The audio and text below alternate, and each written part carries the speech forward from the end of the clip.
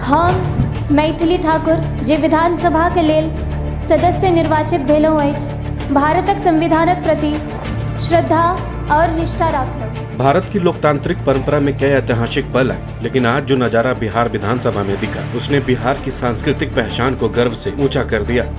दरअसल बिहार की सबसे कम उम्र के विधायक और लोक गायिका मैथिली ठाकुर विधानसभा के पहले सत्र में मधुबनी पेंटिंग वाली पीली साड़ी और मैथिली परंपरा की पाग पहनकर पहुंची।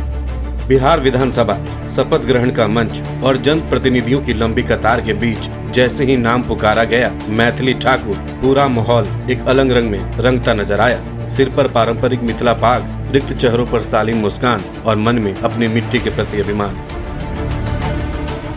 शपथ से पहले मैथिली ठाकुर ने कहा कि यह उनके जीवन का नया अध्याय है और जनता के विश्वास पर खरा उतरना उनकी पहली प्राथमिकता होगी। सदन के भीतर उन्होंने मैथिली भाषा में शपथ लेकर सभी का ध्यान खींचा।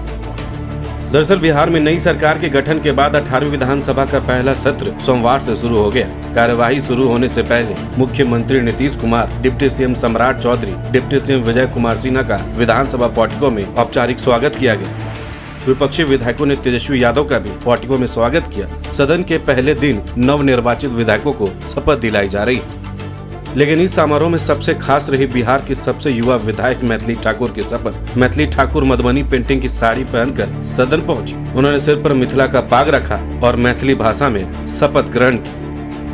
आपको बता दें कि मैथिली ठाकुर पहली बार बिहार विधानसभा की सदस्य बनी है। दरभंगा के अलीनगर सीट से बीजेपी के टिकट पर चुनाव जीतकर पहली बार विधायक बनी मैथिली ठाकुर ने शपथ लेने से ठीक पहले कहा कि आज उनके जीवन में एक नया अध्याय शुरू होने जा रहा है।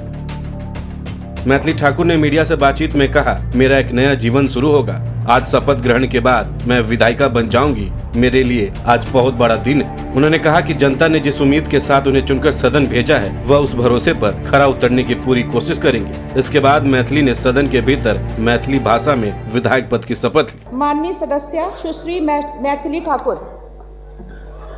हम मैथिली ठाकुर जे विधानसभा के लेल सदस्य निर्वाचित भेलहुँ अछि, ईश्वरक शपथ लै छी कि हम विधि द्वारा स्थापित भारतक संविधानक प्रति श्रद्धा और निष्ठा राखब। मैथिली ठाकुर, जिन्होंने अपनी गायिका से दुनिया भर में मिथिला का परचम लहराया, अब राजनीति के माध्यम से अपने क्षेत्र और अपनी भाषा के लिए नई भूमिका निभाने जा रही। सिंही नाद बजावत गावत, सिंही नाद बजावत गावत, लटक रही बगली झोला भोला, डिमिक डिमिक डमरू कर बाजे, प्रेम मगनना। सादगी और विनम्रता भरे अंदाज के लिए जाने जाने वाली मैथिली ठाकुर को पहली बार विधानसभा का हिस्सा बनने का मौका मिला है। मैथिली ठाकुर ने कहा कि वो अपने निर्वाचन क्षेत्र की जनता के लिए प्रतिबद्ध होकर काम करेंगी और विकास के मुद्दों को मजबूती से उठाएंगे। इस दौरान विधानसभा परिसर में पार्टी नेताओं और अन्य विधायकों ने भी उनका उत्साह बढ़ाया और उन्हें बधाई दी। पहली बार सदन में कदम रखने को लेकर मैथिली ने कहा, यह क्षण उनके लिए सम्मान और जिम्मेदारी दोनों लेकर आया है। दरअसल संगीत, संस्कार और संघर्ष से भरी मैथिली ठाकुर की यात्रा किसी परिचय का मोहताज नहीं। सोशल मीडिया पर लोकगीतों से लेकर अंतर्राष्ट्रीय मंचों तक उन्होंने हमेशा मिथिला और बिहार की संस्कृति को सम्मान के साथ आगे बढ़ाया है। और आज विधानसभा के पवित्र मंच पर खड़े होकर उन्होंने सिर्फ शपथ नहीं ली, बल्कि एक संदेश दिया कि संस्कृति को सिर ऊंचा रखकर चलने में ही असली प्रगति है। पीली साड़ी, समृद्ध आशा और ऊर्जा का रंग, मधुबनी पेंटिंग, मिथिला की संस्कृति और स्त्री शक्ति की पहचान, और पाग, सम्मान, गौरव और मिथिला की शान। इन तीनों प्रतीकों के साथ मैथिली ठाकुर ने आज एक संदेश दिया कि आधुनिकता और परंपरा साथ चल सकती है और युवा नेतृत्व भी अपने मूल से जुड़े रह सकते हैं। गौरतलब हो कि बिहार विधानसभा 2025 चुनाव में नवनिर्वाचित विधायिका मैथिली ठाकुर राज्य की सबसे युवा विधायक।